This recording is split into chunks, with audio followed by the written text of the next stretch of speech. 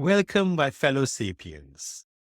I'm Umair, and you're watching You, Me, and Everyone Else, where we unravel the thread of time to discover how we became the remarkable species we are today. Today, we dive deep into the world of Cro-Magnons, our first fully modern ancestors to settle in Ice Age Europe. What made them special? How did they outlast the Neanderthals? And how did they survive the freezing cold temperatures of Europe?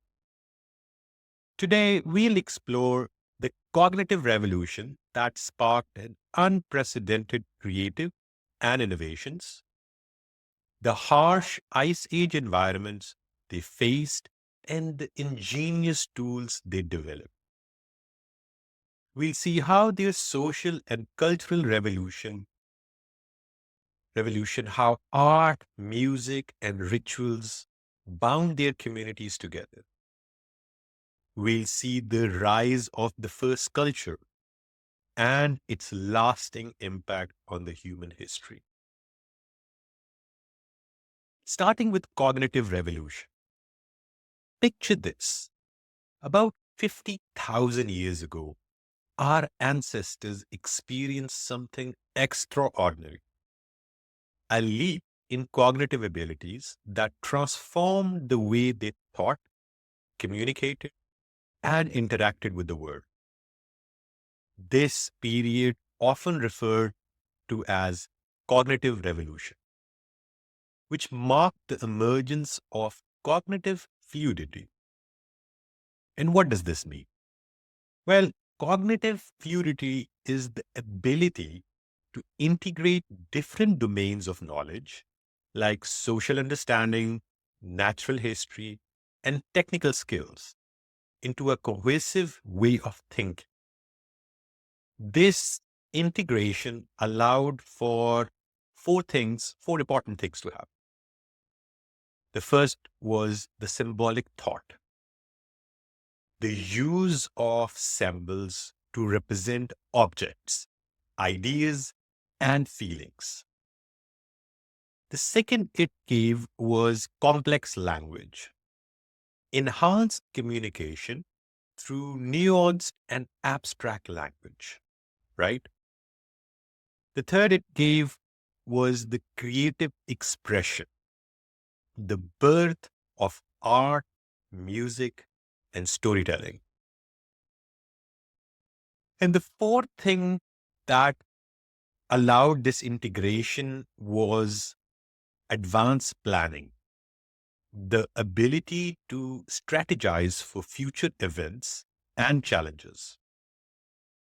This cognitive flexibility enabled the Cro-Magnons to innovate in a way that previously was unimaginable. They could conceive of ideas beyond the immediate reality. They could imagine myths, deities, and complex social structures. It's akin to the way we use our imaginations today to create art, develop technology, and build societies. In order to understand, fully grasp the vastness of it, to put this thing in perspective, approximately 2,000 generations have passed since the cognitive leap, shaping not only our ancestors, but also the very fabric of human civilization. They arrived in Europe approximately 45,000 years ago. The Cro-Magnons began migrating into Europe, a land which was dominated by the Neanderthals for over 200,000 years. This just wasn't a physical journey, but a meeting of two different human species with distinct way of living. Around 1800 generations ago, this migration began a new chapter in human history, one that led to the eventual domination of Homo sapiens in the region. The Cro-Magnons brought with them four important things. So, the number one would be advanced toolkits, including long distance weapons like spear throwers and bows. The second thing they brought with them was complex social networks, larger groups with extended kingship ties. The third that they brought was innovative hunting techniques or strategies. So cooperative hunting and trapping techniques became kind of the staple of that era.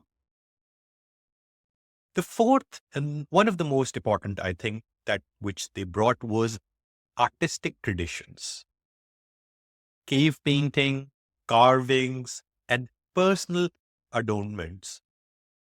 Their arrival set the stage for a significant cultural and technological exchange, and eventually the replacement of Neanderthals. So, how did they survive in the Ice Age Europe? Let's dive into their environment that they faced. So, Ice Age Europe was the world of extreme. You have glacier landscape with massive ice sheets covered much of the continent, right? So imagine just most of the continent, European continent, just covered in ice sheets. Then they had a different ecosystem. So open plains with sparse vegetation, lots of vegetation where they could find.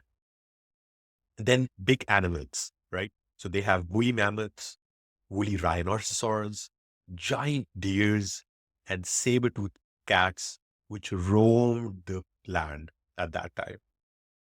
It was a very harsh temperature, and temperature used to plummet below freezing for much of the year.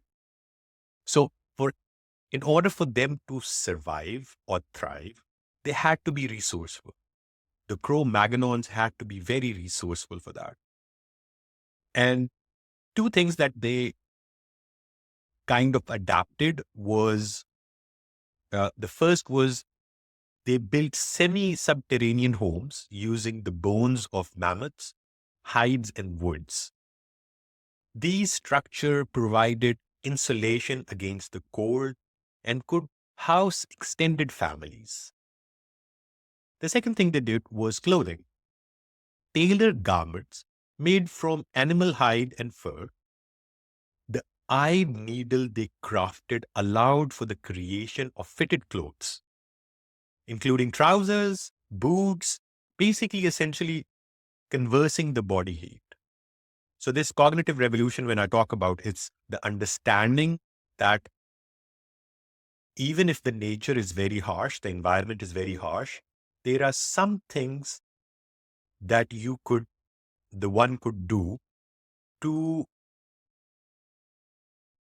keep themselves warm. So conserve the body heat is an idea, a thought that comes, and they did good. Both of them, both of these points, having a structure and having not proper, but clothing just to keep the body heat inside. That was a very resourceful thing that they could do. Then they did something that we think that it is the most amazing thing that could happen, and that was the mastery of fire. So they controlled fire effectively using the warmth of the fire to keep them warm. They cooked, and it also gave them protection from the predators. They also had knowledge of different fuel sources like pita and animal fats, which allowed them to maintain the fire even in the very harsh conditions. right? So now if we look at their diet and nutrition, I'll point out two things. They had a very diverse food source. So they hunted large games and supplemented their diet with fishing. They gathered plant foods, berries, nuts, and tubers. And they had this technique of drying and smoking meat, which ensured that their food supply, uh, ensuring food supplies during the very scarce months. And that is a very important thing for survival and planning. So that comes into the strategic planning of future, not just living in the current reality, not just looking for the next meal, but strategizing in a way that they can they could preserve things for the future, right? So if we look at the technological innovations, the Cro-Magnons toolkit was sophisticated and I would say versatile for that time. So in terms of weaponry, they had spear throwers. That was a game changer at that time in hunting technologies. It basically, the spear throw acted as an extension of the arm, allowing the spear to be thrown with greater force and distance, up to 100 meters with remarkable efficiency and accuracy. Then they had bows and arrows. So the evidence suggests that early use of bows provided silent and effective means to hunt smaller and faster animals. So imagine just staying a little back and using that bow and arrow uh, to hunt. Um, that was a good technological advancement that they mustered. The diversity in their tools was another thing that gave them the survival advantage. So they had blades and burns. So these are precise tools for cutting, carving on, or and engraving, not or and engraving. And they had end scalpers and side scalpers, which was used to hide processing, essentially for making clothes and shelter material, right? And then they had harpoons and fish hooks, which allowed them to explore the oceanic waters and supplement their diet. The the materials that they were using were stone, bones, and ivory. So stones like flint for sharp edge tools, bones because they are flexible and durable, ideal for tools like needling or spear points, and ivory used for art and tool making. That showcased their ability to work with various materials, right? So this innovation just didn't aid their survival. It facilitated this cultural expression and showed that there was a social coherence. Art, cultures, and rituals. All right. So if we, um, I think perhaps the most captivating aspects of Cro-Magnons' lives were their rich culture and their artistic traditions. Cave arts found across 300 sites in Europe, across Europe, shows s- subject depiction, right? So they depicted horses, and in terms of animals, they depicted horses, bisons, mammoths, and lions, and often depicted with remarkable accuracy and dynamism, right? It was for it, thinking back 2,000 generations, it was remarkable that how they were able to do that. And then we have two more things in the paintings, which is geometric patterns. So that was kind of abstract symbols. So geometric patterns, handprints, and uh, enigmatic signs, which still remains debated, but they exist. Um, they exist, and that's the reason we could debate on them. Uh, and the, the the last thing that they were painting were human figures, which were less common, but they are present, and sometimes in a composite creature or just a shamanic form, right? And the way they used their paintings, their techniques and material were pigments, so made from different minerals. Like, for example, magnesium is black, or charcoal, you can use charcoal, or you can use other minerals to depict red or yellow. And their application methods were brushes made from animal hair, blowing pigments through hollow bones, and finger painting. They used cave topography. So artists incorporated natural contours of the cave's wall to give three-dimensional effect. If we interpret their cave art, we see spiritual or a religious significance, which could possibly link to hunting magic, fertility rituals, rites, or even shamanic practices of that time. And if we see the communication and storytelling, it was a mean to convey stories, right? Stories, myths, or important cultural knowledge. Um, Imagine uh, if you could paint a hunt, then it kind of gives you this social um, cohesence behind the group. So the shared artistic expression could strengthen the group identity and cooperation. If we come to the musical instrument that they had, was there are uh, 3 points that I would make on this. So flutes that were made from animal bones and mammoth ivories. And some of these flutes are over 35,000 years ago that we have discovered. Then there was rhythmic instruments. So evidence suggests the use of things like drums or rattles. What was the purpose of this music at that time? It's likely that they were used in rituals, storytelling, and social gathering.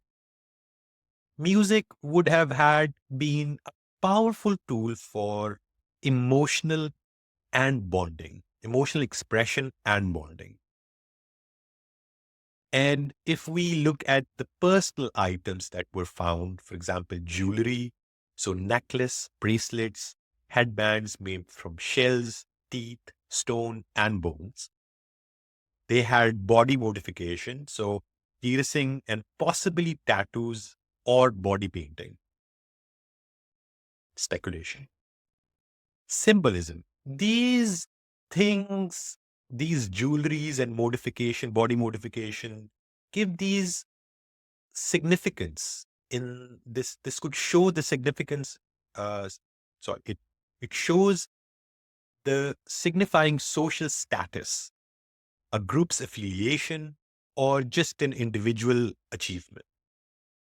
So imagine a hunter slaying down a saber tiger, or and just keeping the bones for as a necklace, or as a terms of a jewelry, just to show that they had achieved something individually. And art and culture were not just pastime. That was an integral part of the Cro-Magnons' identity and how they survived.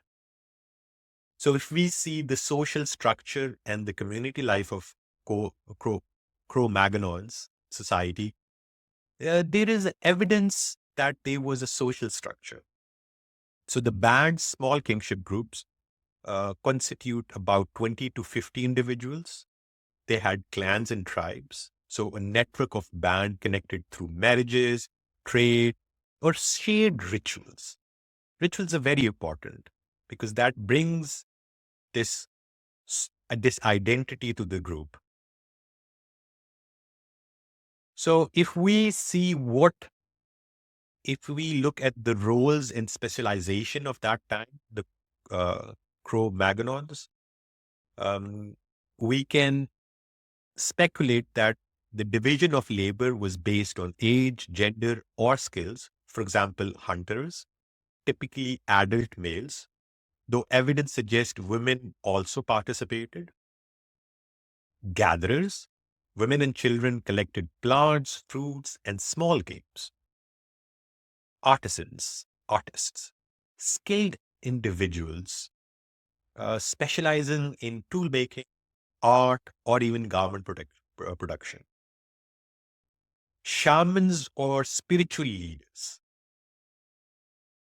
they conducted rituals, healings, and basically served as a mediators with the spiritual realm, right?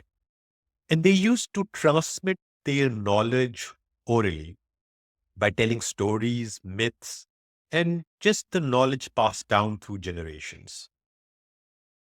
They had teaching and learning, so apprenticeships in skills of tool making, hunting, and arts. They had conflicts and cooperation. So while cooperation was crucial, a composition of the resources, the competition for the resources could lead to conflicts. Trade networks and alliances help mitigate disputes and it fostered mutual aid. So you're kind of seeing a society that is becoming less individualistic, uh, strategizing more, having tools, having this language, which is not the language that we speak, but having these emotional expressions that they could do with each other. So gathering, what was the purpose of these gathering, tradings, and celebrations? So it could be seasonal gatherings that were pivotal events. So resources exploitation, so uh, coordinate hunts of the migrating herds, for example, social exchange, so strengthening bonds between group through marriage alliances and shade rituals. Marriage is not what we consider marriage as today, but it's a very early form of alliances. Oh.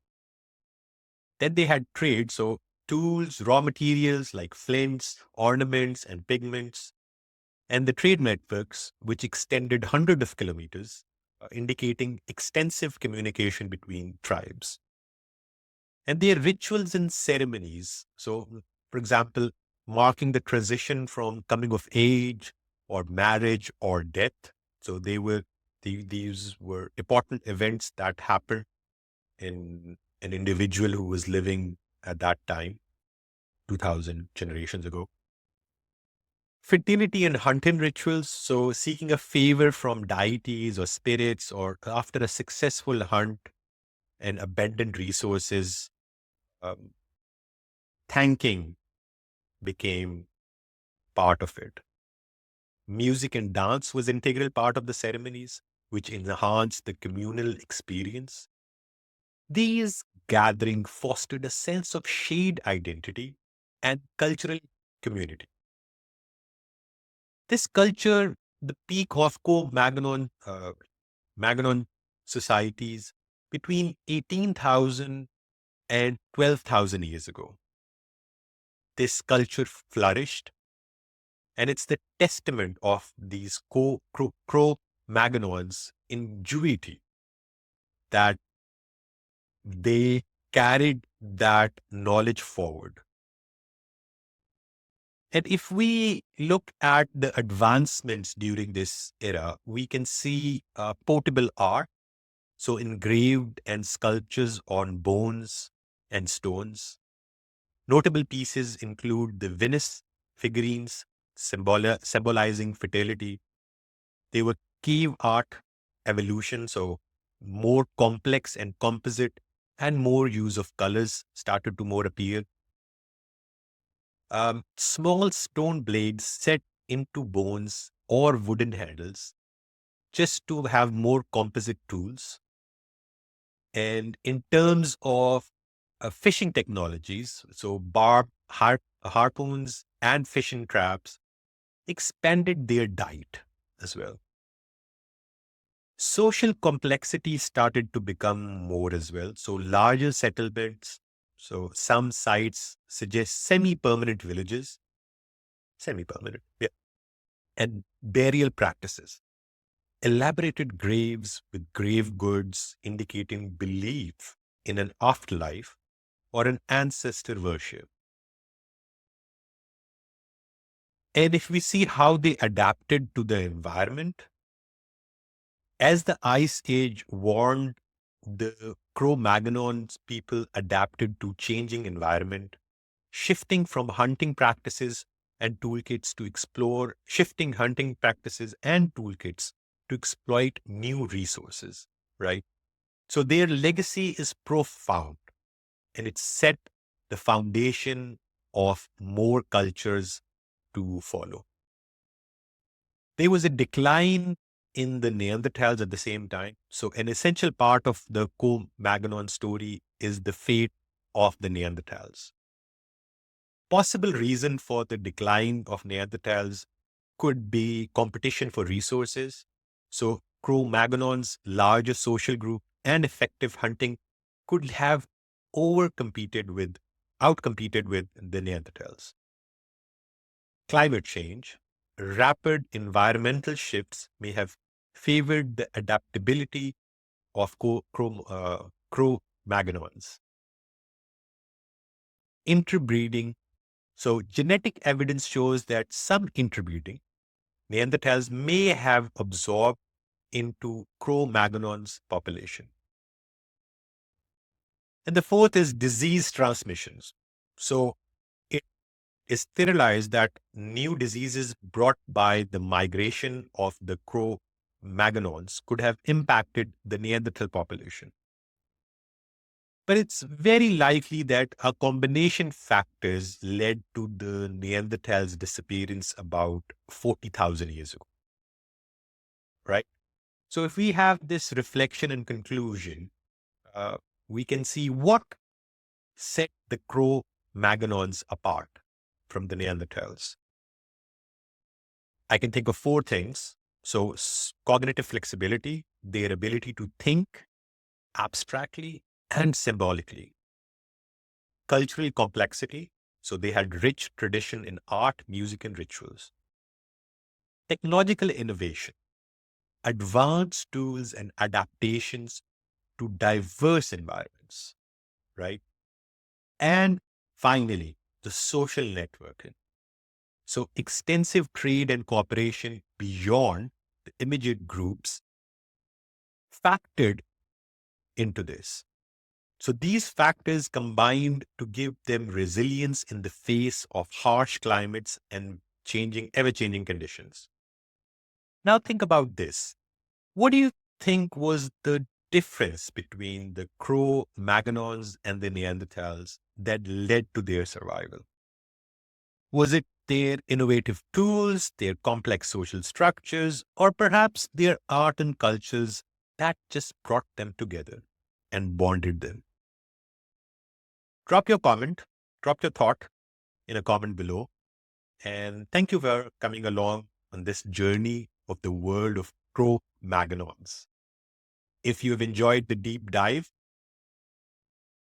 if you like the content, like, if you super like, share. Thank you very much for joining me. Until the next episode, take care. I hope you have a wonderful day, week, month, and a year. And remember, We are all of us, every single thing of us, made from the same stardust. Until next time.